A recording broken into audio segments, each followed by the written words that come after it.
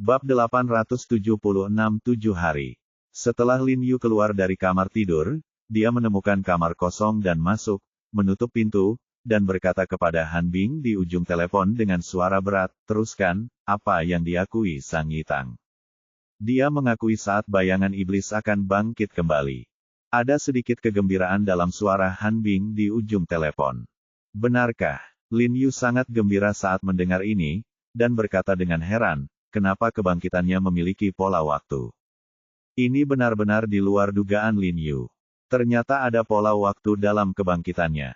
Namun, jika kita dapat memahami waktu ketika bayangan iblis bangkit kembali, akan jauh lebih mudah untuk menghadapinya. Ya, menurut penjelasan Zhang Yitang, bayangan iblis dibangkitkan setiap 7 hari sekali.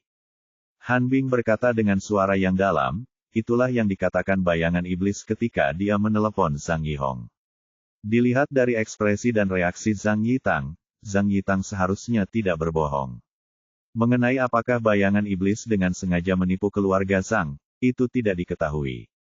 Lin Yu merenung sejenak, dan berkata, seorang pembunuh selevelnya akan memberitahu majikannya tentang waktu kebangkitannya. Tidak dapat dihindari bahwa orang-orang sedikit curiga. Zhang Yitang berkata bahwa saudaranya sendiri yang menanyakannya, karena bayangan iblis meminta keluarga Zhang untuk terus memberinya uang, jadi dia berinisiatif untuk menjelaskan hal ini. Han Bing menjelaskan dengan tergesa-gesa.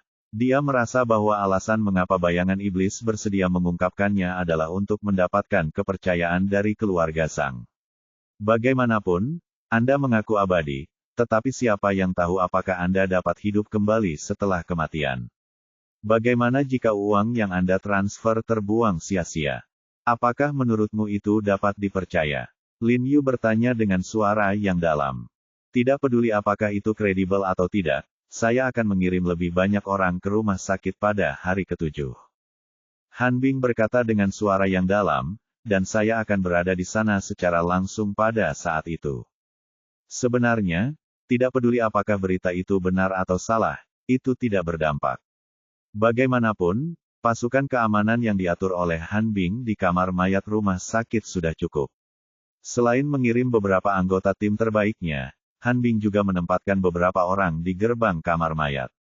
Pada hari ke-7, dia secara pribadi akan memimpin sekelompok orang untuk mengawasinya, dan itu pasti akan sangat aman. Baiklah, lebih baik percaya daripada tidak percaya. Lin Yu mengangguk dan setuju dengan cara Han Bing menghadapinya. Ngomong-ngomong, Zhang Yitang mungkin tidak akan dikurung di kantor militer kita terlalu lama. Han Bing tiba-tiba berkata sambil mendesah, keluarga Zhang sudah mulai mencari koneksi di atas untuk menekan kita. Direktur Yuan berbicara denganku hari ini dan mengatakan kepadaku untuk tidak bertindak terlalu jauh saat menginterogasi Zhang Yitang. Biarkan aku melepaskannya saat aku hampir selesai. Sebenarnya, pikirkanlah, keluarga Zhang adalah keluarga besar di Beijing, dan mereka masih memiliki kekuasaan. Meskipun Zhang Yitang menculik Qing Mei kali ini, penculikan itu gagal, dan Qing Mei tidak terluka, dan kamu memukuli Zhang Yitang, jadi, kita tidak bisa menahannya. Lin Yu tersenyum tipis ketika mendengar ini, dan berkata, tidak apa-apa, aku sudah melampiaskan semua amarah yang seharusnya aku keluarkan. Tidak masuk akal untuk memenjarakan karakter kecil yang tidak penting seperti dia di keluarga Zhang. Kamu hanya perlu menanyakan semua informasi yang dia miliki sebelum dia pergi, tetapi kurasa dia tidak bisa mendapatkan banyak informasi. Ya, aku menginterogasinya semalaman. Anak ini mungkin takut dengan pukulanmu, jadi dia mengaku dengan sangat mudah selama interogasi. Tapi apa yang dia ketahui memang sangat terbatas. Banyak hal yang dimanipulasi oleh kakak tertuanya. Han Bing berkata dengan suara serius. Yah, tidak masalah apakah kita melepaskannya atau tidak. Yang penting Zhang Yuxi ada di tangan kita. Lin Yu berkata dengan suara yang dalam. Ini adalah kunci untuk menahan keluarga Zhang. Jangan khawatir tentang itu. Keluarga Zhang tidak akan bisa menyelamatkan Zhang Yuxi apapun yang terjadi. Han Bing berkata dengan percaya diri. Bagaimanapun, apa yang telah dilakukan Zhang Yuxi sangat serius dan orang-orang di atas tidak akan melindunginya sama sekali. Lin Yu menanggapi, memberi Han Bing beberapa instruksi, lalu menutup telepon. Ketika Lin Yu keluar dari kamar, dia mendapati Jiang Yan dan Ye Qingmei sudah duduk di restoran bersama Xinji untuk makan. Jelaslah bahwa Xinji sedikit lapar akhir-akhir ini. Dia menghabiskan bubur di mangkuk itu dalam tegukan besar, dan rasanya sangat manis. Dia sesekali tersenyum pada Jiang Yan dan Ye Qingmei, seolah-olah ingin mengungkapkan rasa terima kasihnya. Setelah makan siang, Jiang Yan dan Ye Qingmei menyeret Lin Yu, sang buruh bebas, ke mall bersama Xinji dan membeli beberapa pakaian indah untuk Xinji. Saat memilih pakaian, Jiang Yan dan Ye Qingmei sangat berhati-hati dan penuh perhatian. Mereka mendandani Xinji dengan sangat cantik, dengan rasa bangga yang terpancar di wajah mereka. Lin Yu memandang Xinji yang berpakaian sangat indah bak putri kecil, tak kuasa menahan senyum, berpikir alangkah baiknya kalau punya anak perempuan di masa depan. Sambil menunggu hasil pencarian, Xinji tinggal bersama Lin Yu selama beberapa hari. Dalam suasana tahun baru, keluarga itu tiba-tiba memiliki satu anggota lagi, dan suasananya sangat meriah dan meriah. Secara khusus, Xinji tampak lebih bijaksana dan berperilaku baik daripada anak-anak seusianya. Dia akan membantu banyak pekerjaan rumah. Dia tidak hanya rukun dengan Jia-Jia dan Yiner, dia bahkan memenangkan hati Jiang Jingren dan istrinya, Qin Xiulan, Li Zhensheng, dan lainnya. Seluruh keluarga memuji Xinji dan berpikir bahwa anak itu pasti berasal dari keluarga miskin, kalau tidak dia tidak akan begitu bijaksana dan pekerja keras. Tingkat pendidikan Xinji juga menggambarkan hal ini. Jika ia mampu untuk bersekolah, mustahil bagi Xinji untuk tidak bisa menulis namanya sendiri di usia 10 tahun. Jiang Yan dan Ye Qingmei sama-sama semakin mencintai Xinji, terutama Jiang Yan yang tanpa sadar telah memperlakukan Xinji seperti anak tirinya sendiri. Sayang sekali anak yang begitu bijaksana dan berperilaku baik tidak bisa berbicara. Lin Yu telah secara khusus menyiapkan beberapa dosis obat untuk Xinji akhir-akhir ini, tetapi setelah meminumnya selama beberapa hari, tidak ada efek sama sekali, dan Xinji masih tidak dapat mengeluarkan suara apapun. Karena tidak jelas mengapa Xinji tidak dapat berbicara, Lin Yu tidak berdaya. Bagaimanapun, situasi ini belum tentu disebabkan oleh alasan fisiologis, tetapi bisa juga karena alasan psikologis. Dia hanya bisa melakukannya perlahan. Tanpa banyak masalah akhir-akhir ini, Lin Yu menjalani kehidupan yang nyaman. Malam itu, keluarganya bersiap untuk makan hot pot dengan penuh semangat. Xinji, Jia-Jia, dan Yiner, ketiga anaknya, berlomba-lomba membantu menyajikan hidangan, dan keluarga itu bersenang-senang. Pada saat ini, ponsel Lin Yu tiba-tiba berdering. Han Bing menelepon. Wajah Lin Yu berubah, dan dia bergegas ke balkon di sampingnya untuk menjawab panggilan, dan bertanya dengan suara yang dalam, "Ada apa?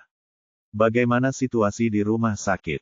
Pada saat ini, waktu kebangkitan 7 hari untuk bayangan iblis semakin dekat, jadi Lin Yu secara tidak sadar berpikir bahwa sesuatu telah terjadi di rumah sakit. Tidak, rumah sakit itu sama seperti biasa, tidak ada yang aneh. Secara erat, ada begitu banyak dari kita. Jika kita tidak dapat menyelesaikan orang mati yang dibekukan ke dalam blok S, tidakkah kita akan ditertawakan? Ya, dengan begitu banyak orang yang menjaga di sana. Selama mereka menemukan sesuatu yang tidak biasa pada pertama kalinya, mereka dapat membunuh bayangan iblis pada waktunya, dan kebangkitannya akan langsung menjadi mati kembali. Ngomong-ngomong, aku sudah memeriksa gadis kecil yang kau minta untuk kuselidiki. Han Bing kemudian menyatakan maksud panggilannya. Oh, apa kau sudah tahu latar belakangnya? Lin Yu bertanya dengan tergesa-gesa, dari mana dia berasal? Tidak, aku tidak tahu. Han Bing di ujung telepon berkata dengan putus asa, sudah kubilang sejak lama bahwa tidak seorang pun akan melaporkan kasus untuk mencari anak terlantar seperti ini. Kalau begitu, bukankah basis data kantor urusan militermu mengerikan? Lin Yu berkata sambil mengerutkan kening. Ketika mereka menyelidiki diri mereka sendiri, atau lebih tepatnya, saudara Jiarong, mereka mencari dengan saksama. Ya, basis data kami sangat terperinci, tetapi ada begitu banyak orang di Yanxia, dan mustahil bagi kami untuk mencatat informasi semua orang. Han Bing menggelengkan kepalanya tanpa daya dan tersenyum, dan anak ini tidak dapat berbicara, karena usianya yang masih muda, tidak ada informasi yang berguna, dan kami tidak dapat mengetahui apapun hanya dengan mengandalkan wajah. Lalu apa yang harus saya lakukan? Lin Yu mengerutkan kening, dan sedikit malu untuk beberapa saat. Dia tidak tahu harus berbuat apa selanjutnya. Awalnya dia berencana untuk menemukan orang tua Shinji, memberi mereka sejumlah uang, dan membiarkan mereka menjalani kehidupan yang baik. Sangat mudah, cukup kirim dia ke panti asuhan. Han Bing berkata dengan santai, saya dapat membantu Anda menghubungi panti asuhan terbaik di Beijing. Cukup telepon mereka dan mereka pasti akan memperlakukan anak itu dengan baik. Bab 877 saya sangat tidak setuju. Lin Yu mengerang ketika mendengar ini, dan tidak terburu-buru menjawab. Dia berpikir sejenak, lalu berkata, baiklah, mari kita pikirkan. Masalah ini bukanlah sesuatu yang dapat dia putuskan sendiri. Dilihat dari seberapa besar Jiang Yan menyukai Shinji, Jiang Yan mungkin tidak setuju untuk mengirim Shinji ke panti asuhan. Han Bing tampaknya mendengar keraguan dalam kata-kata Lin Yu, dan bertanya dengan bingung, Jiarong, kamu tidak ingin mengadopsi anak ini, kan?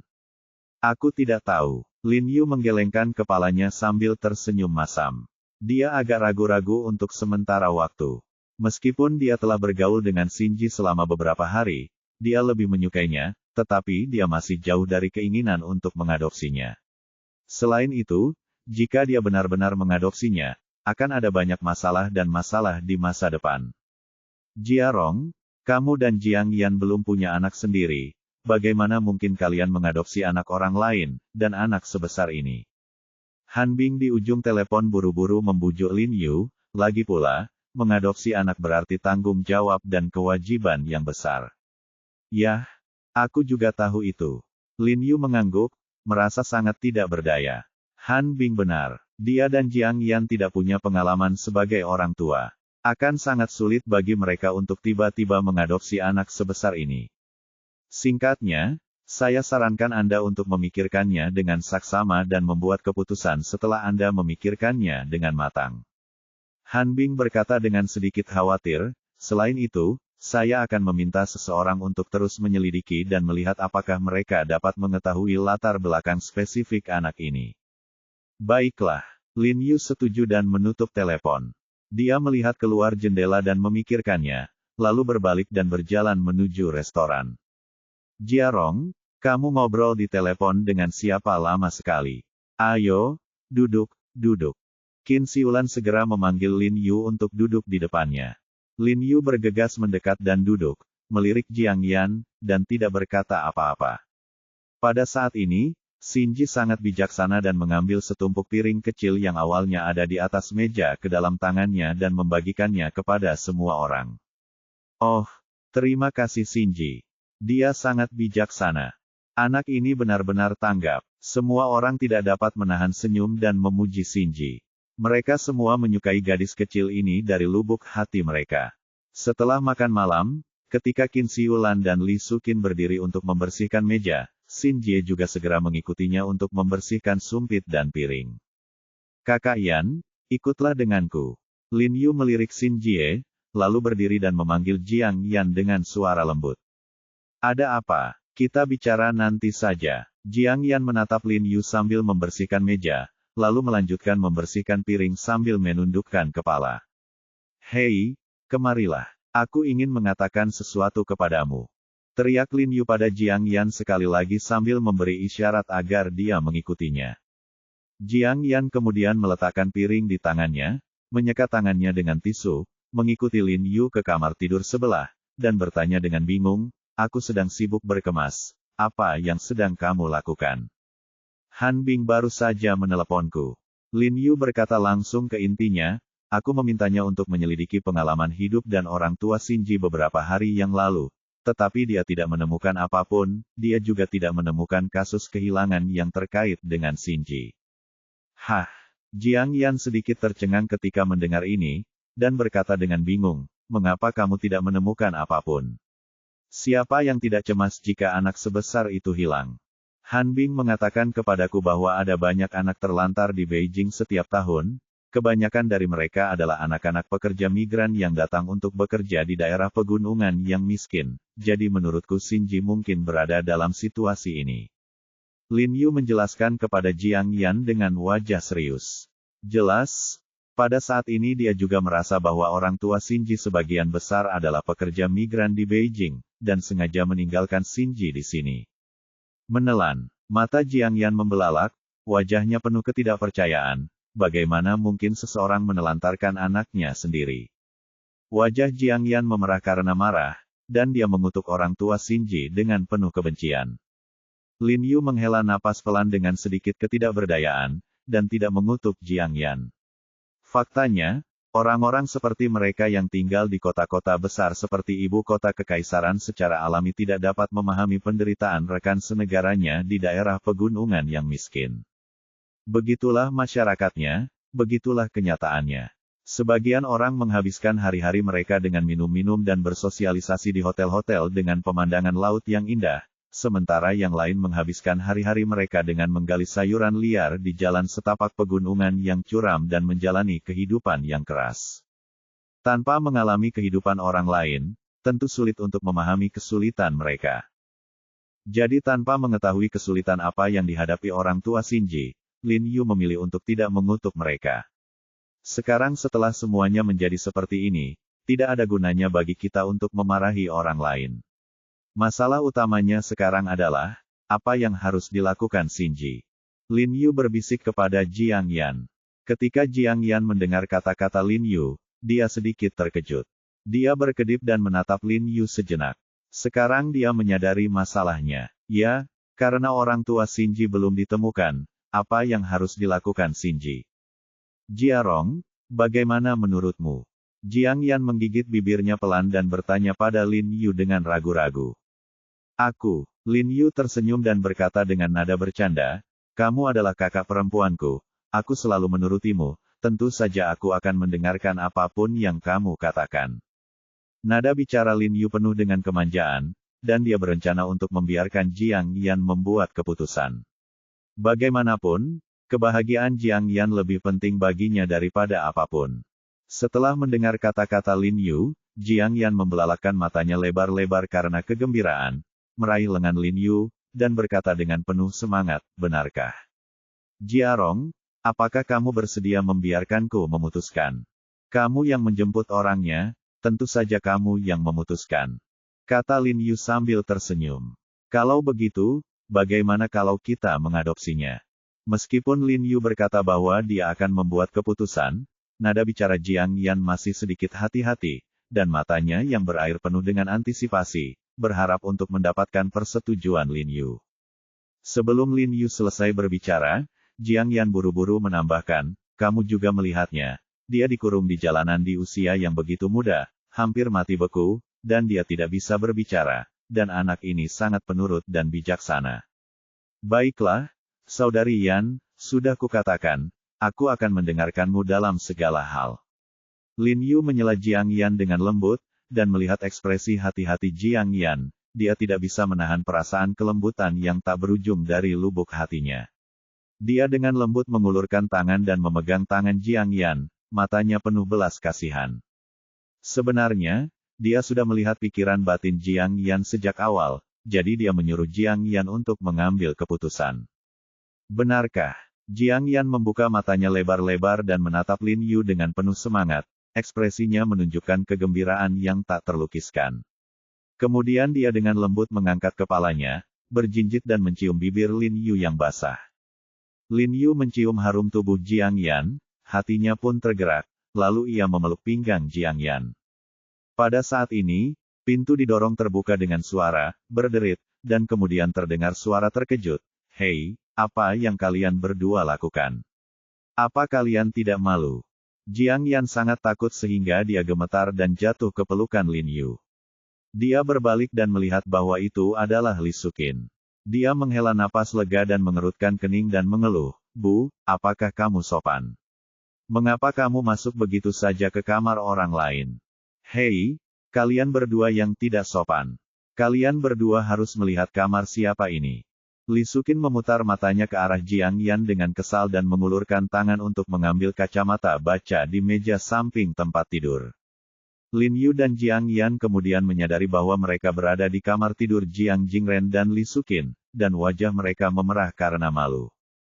Lalu mereka berdua berbalik dan berjalan keluar. Tunggu, apa yang kalian berdua bicarakan tadi? Aku mendengar sesuatu tentang adopsi, apa maksudnya? Li Sukin bertanya dengan bingung. Jelas bahwa dia baru saja mendengar sebagian percakapan antara Lin Yu dan Jiang Yan. Oh, Bu, begini. Latar belakang Xinji belum jelas. Kemungkinan besar dia ditelantarkan oleh orang tuanya. Jiang Yan berkata dengan gembira kepada ibunya, jadi, Jiarong dan aku baru saja memutuskan untuk mengadopsinya. Jiang Yan mengira ibunya akan langsung setuju, tetapi yang tidak diduga Jiang Yan adalah setelah dia mengatakan ini, wajah Li Sukin langsung muram, dan dia berkata dengan suara rendah dengan sangat tidak senang, aku tidak setuju. Jiang Yan tercengang ketika mendengar ini, dan membuka mulutnya karena sangat terkejut. Dia tidak pernah menyangka bahwa ibunya benar-benar akan menolak. Lin Yu tidak dapat menahan rasa terkejutnya saat mendengar ini, dan menatap ibu mertuanya dengan bingung. Ibu, kenapa? Jiang Yan bertanya kepada ibunya dengan sangat bingung, bukankah ibu sangat menyukai Xinji? Aku menyukainya, tetapi aku sangat tidak setuju ibu mengadopsinya. Kata Li Sukin dengan wajah muram. Bab 878 Perang Dingin dalam Keluarga. Wajah Li Sukin sangat muram dan sikapnya sangat tegas. Jelas bahwa dia tidak mendukung Lin Yu dan Jiang Yan dalam mengadopsi anak itu dari lubuk hatinya. Jiang Yan menatap Lin Yu dengan heran, lalu berjalan mendekati ibunya, memegang lengannya, dan bertanya dengan bingung, Bu, kenapa begini? Xinji adalah anak yang berperilaku baik dan bijaksana. Tidak peduli seberapa baik dan bijaksananya dia bukan anakmu. Li Sukin menyela Jiang Yan dengan wajah dingin dan sedikit amarah dalam suaranya. Bu, tolong pelankan suaramu.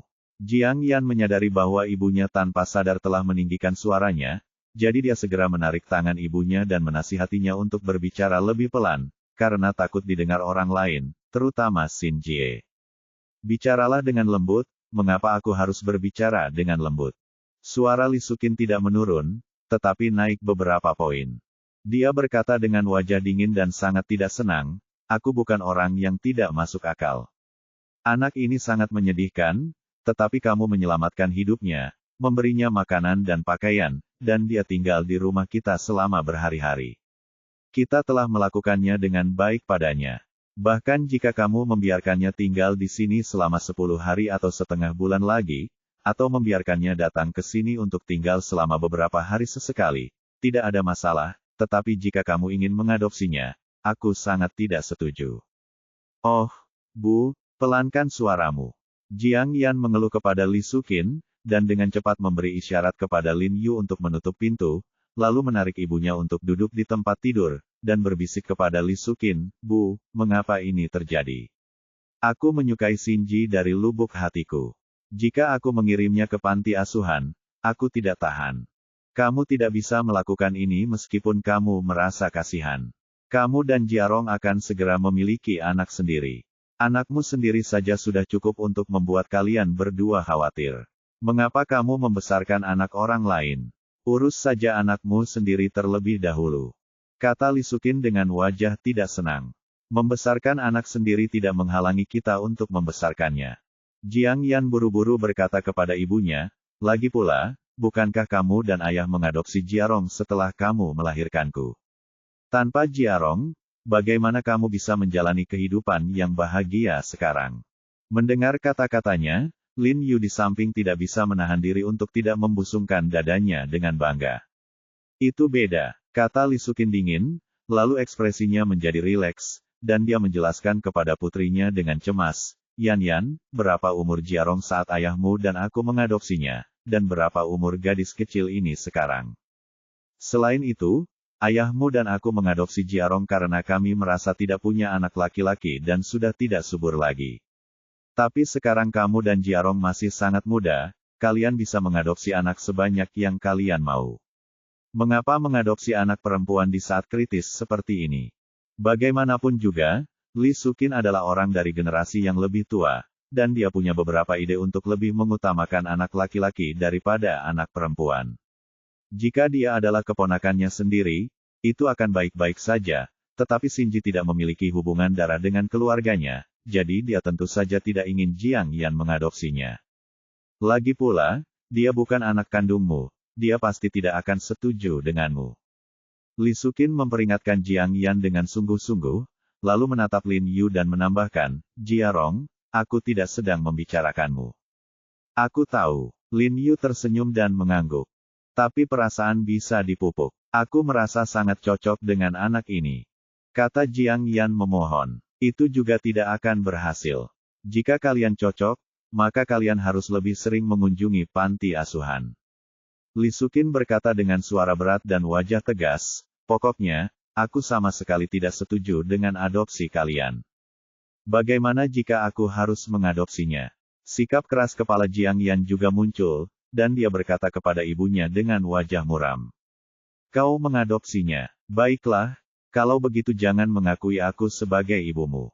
Wajah Li Sukin berubah serius, dan dia berdiri dengan marah, membanting pintu, dan berjalan keluar. Kemudian Li Sukin bergegas kembali dan berkata dengan marah, ini kamarku, kalian berdua keluar. Ketika Lin Yu mendengar bahwa Li Sukin bahkan memarahinya, dia membuka mulutnya dan berkata dengan agak kesal, Bu, aku tidak memprovokasimu. Kalian berdua berada di perahu yang sama, tidak ada di antara kalian yang baik. Li Sukin memarahi dengan penuh kebencian, memikirkan fakta bahwa Lin Yu dan yang lainnya tidak memberinya cucu selama bertahun-tahun, dan tubuhnya mulai gemetar karena marah. Ini adalah pertama kalinya Lin Yu melihat ibu mertuanya begitu marah, jadi dia buru-buru mendorong Jiang Yan keluar. Qin Siulan, yang mengetahui situasi tersebut pada malam hari, datang untuk membujuk Jiang Yan dan berkata bahwa Li Sukin benar. Jika Jiang Yan dan Lin Yu memiliki anak sendiri, tidak apa-apa untuk mengadopsi anak lagi. Namun, tidak tepat untuk mengadopsi anak sekarang karena mereka tidak memiliki anak sendiri. Dia punya ide yang sama dengan Li Sukin. Jika Jiang Yan benar-benar merasa bahwa dia punya hubungan baik dengan anak ini, dia harus lebih sering mengunjungi panti asuhan. Lin Yu berpikir sejenak dan berkata kepada Jiang Yan, mengapa kita tidak menunda masalah ini selama 2 hari dan membiarkan Shinji tinggal di sini selama beberapa hari lagi. Kamu dan ibu harus lebih mempertimbangkan satu sama lain. Kemudian kita bisa membahasnya dengan tenang. Melihat masalah tersebut menjadi begitu tegang, Lin Yu harus melangkah maju untuk bertindak sebagai pembawa damai dan berencana untuk menunda masalah tersebut terlebih dahulu. Tidak apa-apa, biarkan Shinji tinggal di sini selama beberapa hari. Kamu anak yang baik dan seharusnya bisa memahami kerja keras ibumu. Qin Siulan juga mengangguk, menepuk tangan Jiang Yan, berdiri dan berkata, aku akan pergi dan membujuk ibumu. Lin Yu memeluk Jiang Yan yang sangat sedih dan menghiburnya dengan lembut, ibu melakukan ini demi kebaikan kita sendiri. Kamu seharusnya lebih pengertian.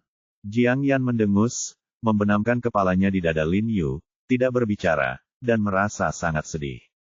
Karena kejadian ini, Jiang Yan dan ibu mertuanya terlibat dalam perang dingin sejak malam itu. Keduanya saling mengabaikan dan tidak berbicara. Bahkan sikap Li Sukin terhadap Shinji menjadi sedikit lebih dingin, tetapi itu tidak terlalu kentara. Bagaimanapun, Li Sukin tahu bahwa Shinji tidak dapat disalahkan atas kejadian ini. Bagaimanapun, dia hanyalah seorang anak kecil. Keesokan harinya adalah hari ke-7 kebangkitan bayangan iblis. Lin Yu awalnya berpikir bahwa jika tidak terjadi apa-apa, dia akan pergi ke rumah sakit untuk membantu Han Bing, atau hanya menonton kesenangan. Namun sekarang karena Jiang Yan dan ibu mertuanya berada dalam hubungan yang buruk, tidak mudah baginya untuk pergi, jadi dia menelepon Han Bing dan menanyakan situasinya. Saat dia menelepon, Han Bing telah tiba di rumah sakit utama dengan sekelompok kecil orang. Hei, Jiarong, aku sudah membawa orang-orang ke sini sekarang. Mereka akan tinggal di sini sepanjang malam. Kata Han Bing kepada Lin Yu sambil mengarahkan anak buahnya ke kamar mayat di belakang rumah sakit. Baiklah, kalau begitu kamu harus lebih memperhatikan keselamatan. Ingat, jika terjadi kecelakaan, yang lebih penting adalah menyelamatkan nyawamu. Selain itu, Bayangan iblis ini sangat pandai menggunakan senjata tersembunyi, jadi kamu harus berhati-hati. Lin Yu dengan hati-hati memberi instruksi kepada Han Bing berdasarkan pengalamannya bertarung dengan bayangan iblis. Han Bing tertawa saat mendengar ini, dan berkata dengan acuh tak acuh, pakar senjata tersembunyi. Apakah menurutmu dia akan memiliki kesempatan untuk menggunakannya? Saat dia membuka matanya di lemari kaca, aku akan langsung menembaknya dengan peluru. Lin Yu juga tertawa saat mendengar ini, dan berkata, baiklah. Bagaimanapun juga, kamu harus lebih memperhatikan keselamatan. Jangan khawatir. Setelah Han Bing selesai berbicara dengan Lin Yu, dia menutup telepon dan mengikuti anak buahnya ke kamar mayat dengan cepat. Berbeda dengan rumah sakit lain, kamar jenazah rumah sakit utama merupakan bangunan yang berdiri sendiri. Lantai dasar merupakan bangunan 3 lantai yang digunakan untuk menyimpan berbagai keperluan. Ada juga beberapa ruangan yang digunakan sebagai kantor, tetapi orang-orang di sini semuanya adalah personel logistik dan perawat kamar jenazah. Sedangkan untuk kamar jenazah, letaknya di lantai bawah tanah kedua gedung tersebut.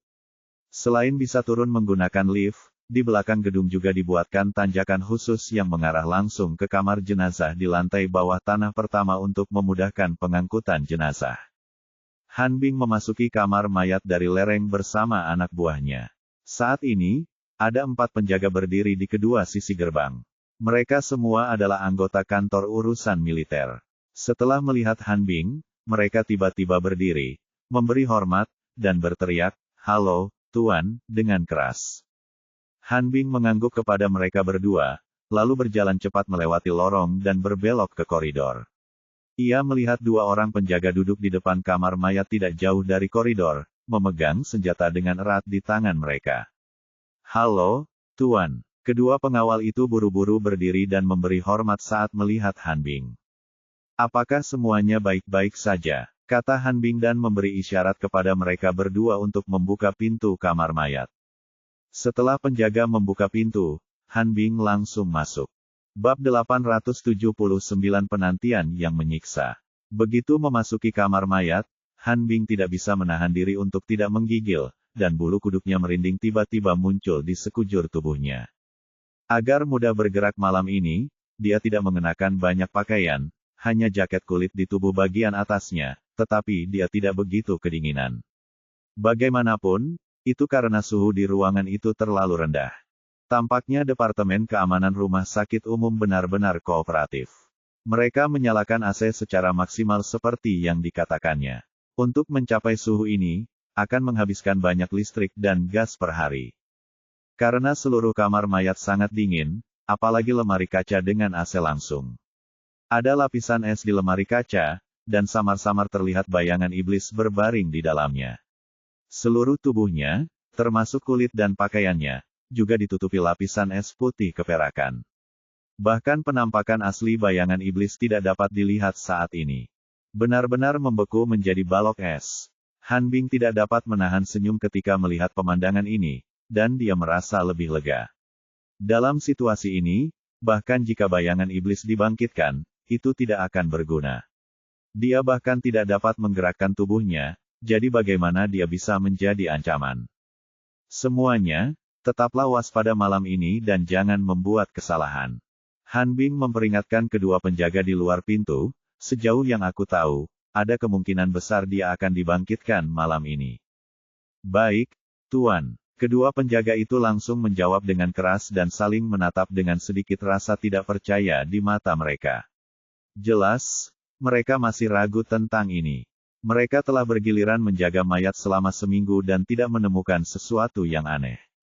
Juga, mulai sekarang, datanglah untuk berpatroli setiap 10 menit.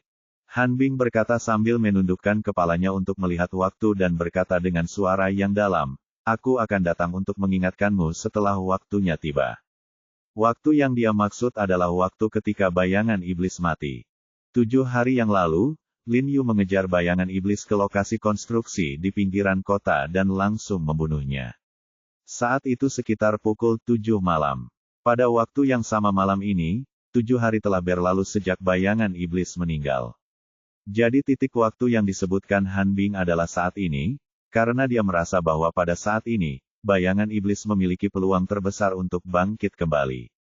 Ya, kedua penjaga itu setuju lagi. Han Bing kemudian berjalan keluar dari kamar mayat, dan kedua penjaga dengan cepat menutup pintu kamar mayat dan menguncinya dengan hati-hati. Han Bing menepuk-nepuk pintu kamar mayat lagi. Melihat pintunya masih sangat kokoh seperti sebelumnya, dia merasa lega dan berbalik serta berjalan kembali ke tempat istirahat di aula. Setelah makan malam, Han Bing menelepon Zhao Zongji dan memintanya untuk mengevakuasi semua orang di lantai kamar mayat. Dia akan menutup seluruh lantai bawah tanah sebelum gelap.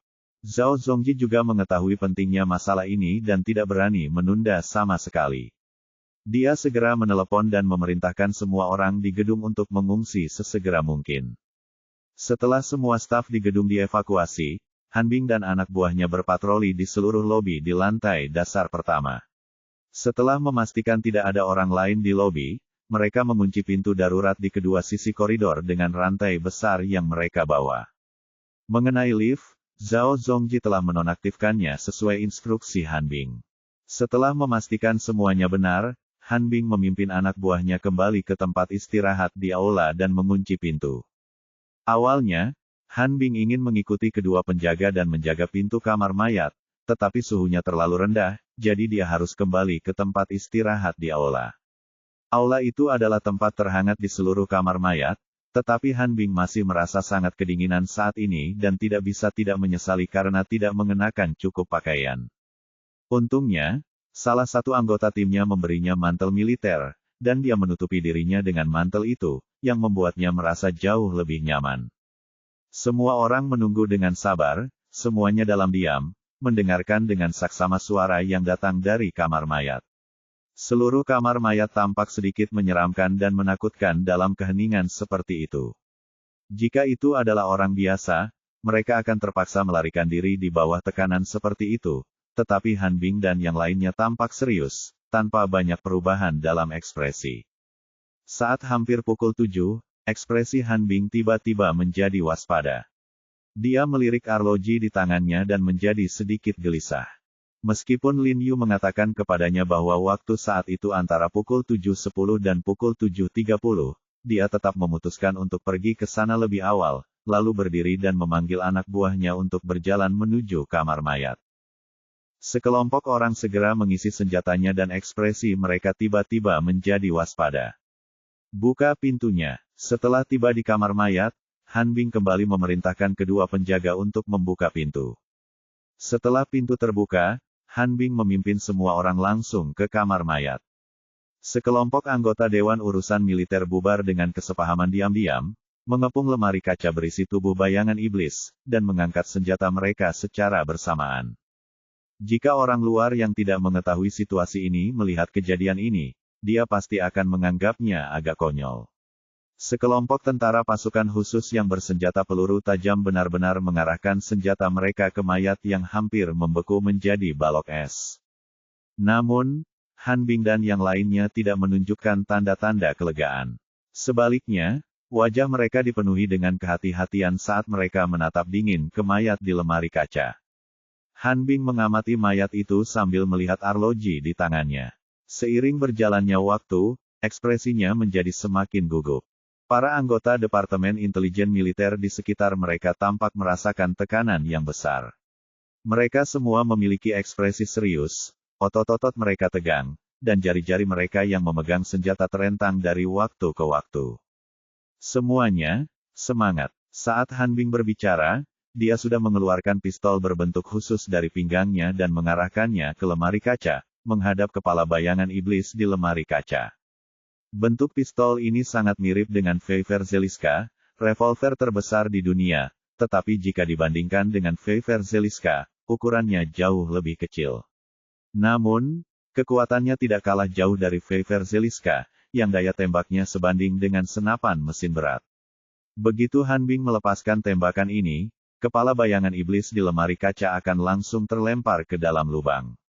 Sambil melihat waktu di arlojinya, Han Bing mengamati tubuh Devil's Shadow melalui area buram yang lebih terang di lemari kaca.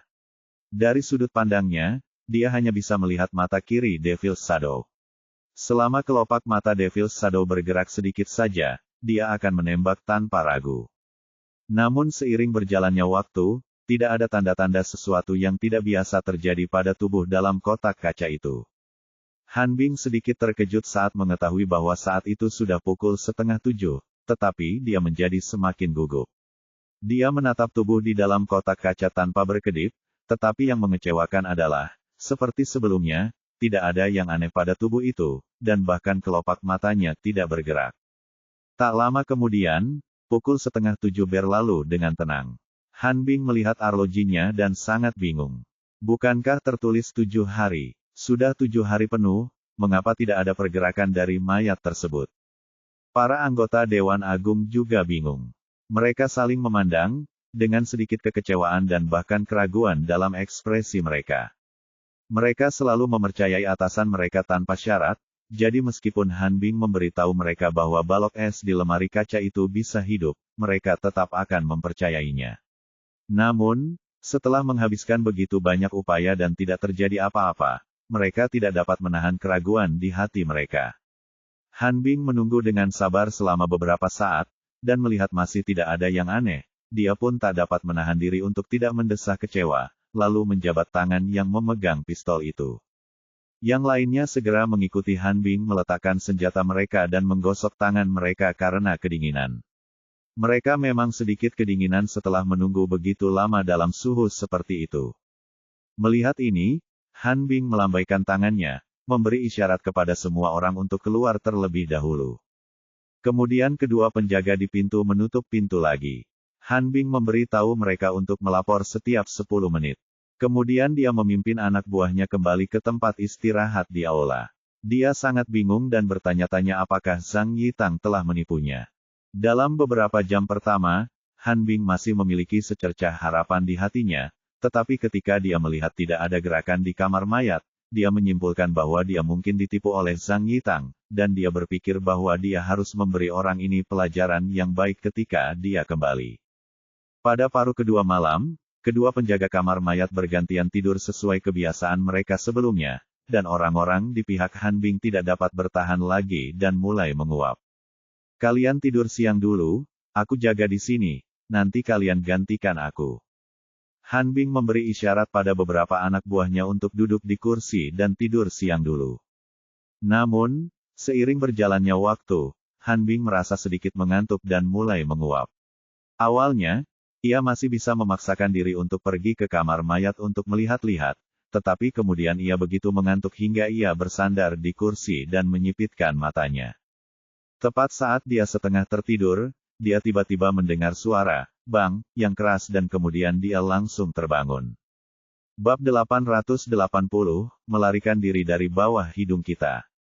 Personel pasukan khusus setingkat Han Bing mempunyai kemampuan reaksi dan kewaspadaan yang tak tertandingi oleh orang biasa, jadi saat dia mendengar suara keras itu, dia langsung sadar kembali. Beberapa anggota tim di sampingnya juga seketika terbangun, tiba-tiba berdiri, dan mengulurkan tangan untuk meraih senjata di samping mereka. Bang! Pada saat ini, suara keras terdengar lagi dari koridor, disertai dengan ratapan. Han Bing mengeluarkan pistol dari pinggangnya, mendorong tanah dengan keras, dan berpura-pura bergegas menuju kamar mayat di koridor. Namun sebelum dia mencapai koridor, sosok gelap berjubah hitam tiba-tiba melompat keluar dari koridor dan menerkam ke arahnya. Han Bing terkejut, tetapi bereaksi cepat. Dia buru-buru mengangkat senjatanya dan mengarahkannya ke bayangan hitam itu, tetapi bayangan hitam itu sangat cepat dan memotong pergelangan tangan Han Bing dengan telapak tangannya. Han Bing hanya merasakan tangannya mati rasa, dan senjata di tangannya langsung jatuh ke tanah. Dia salah langkah dan memukul bayangan hitam itu dengan tangannya yang lain dengan sikunya, tetapi bayangan hitam itu tampaknya telah memprediksi gerakannya dan menghindarinya. Pada saat ini, bayangan hitam itu juga mengambil kesempatan untuk menamparkan bahu Han Bing. Han Bing melihat telapak tangan kuat itu datang ke arahnya, tetapi dia tidak menghindar sama sekali. Karena saat ini dia sudah melihat wajah bayangan hitam itu dengan jelas, dan dia pun terpaku di tempat. Bayangan hitam itu berpakaian persis sama dengan bayangan iblis, juga mengenakan jubah hitam, tetapi karena topeng dan topeng hitam di wajahnya telah dihancurkan oleh Lin Yu sebelumnya, wajah bayangan hitam itu terungkap di depan Han Bing saat ini, dan itu persis sama dengan bayangan iblis. Itu benar-benar bayangan iblis. Mungkin karena waktu yang terlalu singkat sejak dia keluar dari lemari kaca, Anda bahkan bisa melihat samar-samar jejak es di rambut bayangan iblis itu. Justru karena pemandangan di hadapannya itu membawa goncangan hebat bagi Han Bing, maka Han Bing berusaha menghindar sejenak, namun bahunya justru dihantam keras oleh bayangan iblis itu. Wow, Han Bing mengerang dan terhuyung mundur. Kapten, melihat ini, beberapa anak buah Han Bing bergegas mendekat dan menolongnya. Namun bayangan iblis itu tidak berniat untuk bertarung. Setelah mengenai sasaran, dia tiba-tiba menarik kembali serangannya dan memanfaatkan celah itu untuk dengan cepat melesatkan tubuhnya dan bergegas menuju pintu aula. Dengan suara, bang, dia memecahkan kaca temper di pintu dan bergegas keluar. Berhenti. Beberapa anak buah Han Bing berteriak dengan marah, lalu melepaskan beberapa tembakan ke punggung bayangan iblis itu tanpa ragu-ragu. Peluru-peluru itu mengenai jubah di punggung bayangan iblis itu seperti kelereng yang mengenai bola besi yang licin.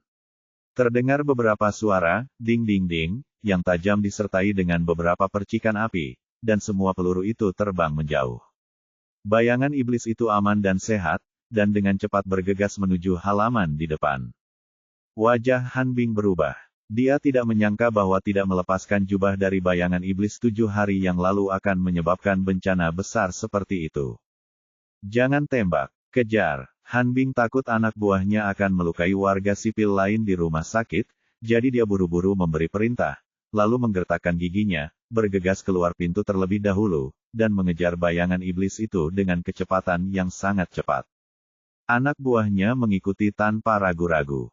Namun, Lin Yu pernah berkata sebelumnya bahwa dibandingkan dengan kemampuan Devil's Shadow, gerak kaki dan kecepatannya lebih baik, jadi Han Bing memimpin sekelompok orang untuk mengikuti Devil's Shadow dan mengejarnya ke area rumah sakit depan, tetapi mereka semakin menjauh.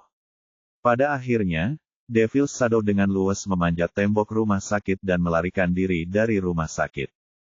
Han Bing dan yang lainnya segera memanjat tembok dan menemukan bahwa bayangan iblis tidak lagi berada di jalan yang kosong. Kalian pergilah ke sana, kalian pergilah ke sana. Han Bing segera memerintahkan anak buahnya untuk mengejar mereka secara terpisah. Ia menutupi bahunya yang sakit lalu menelepon markas besar untuk meminta bantuan. Setelah menutup telepon, Han Bing juga ingin mengikutinya, tetapi dia merasakan nyeri seperti terbakar di bahunya, dan bahkan memanjat tembok pun agak sulit, jadi dia harus menyerah dan segera menelepon Lin Yu. Lin Yu sedang tidur saat itu dan tiba-tiba terbangun karena dering telepon. Untungnya, Jiang Yan tidur dengan Xinji, jadi dialah satu-satunya orang di kamar tidur. Tidak ada yang perlu dikhawatirkan. Ketika dia melihat Han Bing, dia segera mengangkat telepon dan berkata dengan suara berat, "Ada apa? Apa ada kecelakaan?" Dia menunggu telepon Han Bing sepanjang malam tetapi tidak mendapatkannya.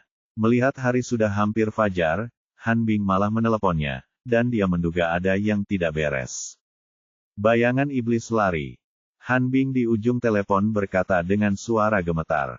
Apa? Lin Yu sangat terkejut. Tanpa berkata apa-apa, dia menutup telepon, mengenakan mantelnya, bergegas keluar pintu, dan bergegas ke markas besar Departemen Keamanan. Ketika Lin Yu tiba di kamar mayat Rumah Sakit Umum Departemen Keamanan, kamar mayat sudah dipenuhi oleh tentara berseragam militer, banyak dari mereka yang memegang senjata, dan beberapa staf medis keluar masuk. Tentu saja, suara gaduh di malam hari itu juga mengagetkan para prajurit yang berjaga di markas besar Departemen Keamanan. Pada saat itu, seorang perawat lain sedang membawa mayat keluar dari dalam. Ketika Lin Yu melihat mayat itu, raut wajahnya langsung berubah, karena Lin Yu mengenal orang ini. Dia adalah salah satu dari 2 anggota tim terbaik di bawah Han Bing, yang bertanggung jawab menjaga pintu kamar mayat. Saat itu, penjaga itu telah bersumpah kepada Lin Yu bahwa meskipun mereka mati bersama, mereka tidak akan pernah membiarkan bayangan iblis itu keluar dari kamar mayat. Tak disangka, ia membayarnya dengan nyawanya, namun tetap gagal menghentikan bayangan iblis. Lin Yu tiba-tiba mengepalkan tangannya, dan hatinya terasa seperti ditusuk jarum, terutama ketika dia melihat leher anggota tim itu dijepit hingga rata, yang jelas merupakan metode pembunuhan khas bayangan iblis. Dia merasa sangat tertekan. Tunggu. Pada saat ini, Lin Yu sepertinya menyadari sesuatu dan buru-buru berteriak kepada kedua pengasuh itu. Kedua perawat yang membawa mayat itu tiba-tiba terkejut dan menatap Lin Yu dengan bingung. Melihat Lin Yu mengenakan pakaian biasa dan bukan seorang tentara atau dokter, mereka terlalu malas untuk memperhatikannya dan hanya berjalan maju. Sudah kubilang tunggu saja. Lin Yu mengerutkan kening dan berteriak dengan suara berat. Kalian berdua tuli. Wakil Presiden He meminta kalian untuk berhenti. Pada saat ini, seorang dokter berlari dengan tergesa-gesa. Kedua perawat itu tidak mengenal Lin Yu, tetapi dia mengenalnya. Wakil Presiden dia. Kedua perawat itu ketakutan ketika mendengar ini dan wajah mereka sedikit berubah, dan mereka segera berhenti. Jangan marah, Wakil Presiden He, mereka juga tidak mengenalmu. Dokter yang berlari menghampiri dengan tergesa-gesa menjelaskan kepada Lin Yu dengan nada menyanjung. Lin Yu sama sekali tidak berniat menyalahkan mereka, dan tidak mengatakan apapun. Dia berjalan cepat ke tubuh yang dibawa oleh kedua perawat itu, mengulurkan tangan ke kerah tubuh, dan mengeluarkan benda asing yang baru saja dilihatnya, tetapi yang membuatnya kecewa, benda asing ini hanyalah sebuah kunci. Lin Yu memegang kunci di tangannya dan melihatnya, lalu dengan hati-hati memeriksa leher mayat itu dan menemukan bahwa tanda-tanda cubitan di leher mayat itu persis sama dengan tanda-tanda pada leher bocah berambut kuning yang sudah meninggal yang dilihatnya terakhir kali, dan metodenya pun sangat mirip. Jiarong, kau di sini. Pada saat ini, Han Bing tiba-tiba bergegas keluar dari lereng gerbang dan berteriak kepada Lin Yu dengan tergesa-gesa. Lin Yu kemudian melambaikan tangannya untuk memberi isyarat kepada dua perawat agar membawa mayat itu pergi, menoleh untuk melihat Han Bing, dan bertanya dengan khawatir, bagaimana keadaanmu, apakah kamu terluka? Aku baik-baik saja. Han Bing menggelengkan kepalanya dengan lembut, lalu menggigit bibirnya dengan erat, menundukkan kepalanya dan berkata dengan sangat bersalah, Jiarong, aku tidak berguna, aku membiarkannya lolos begitu saja. Bahumu terluka, aku akan merawatmu nanti. Lin Yu sepertinya melihat kelainan di bahu Han Bing, dan berkata dengan lembut, aku tahu kamu telah berusaha sekuat tenaga. Karena dia dapat menyakitimu, itu berarti bayangan iblis hampir memulihkan kekuatannya, tetapi aku tidak dapat mengetahuinya. Kamu mengirimiku foto-foto, dan dia jelas membeku menjadi bongkahan es. Han Bing mengirimi Lin Yu foto-foto kamar mayat ketika dia baru saja datang pada sore hari, jadi Lin Yu juga tahu keadaan bayangan iblis di kamar mayat. Bayangan iblis itu mampu melukai Han Bing dalam keadaan seperti ini dan kemudian melarikan diri dari pengepungan begitu banyak anggota Departemen Urusan Militer. Dia pasti sangat terkejut. Ya, aku masuk untuk memeriksa setengah jam sebelum dia kabur. Han Bing berkata dengan cemas.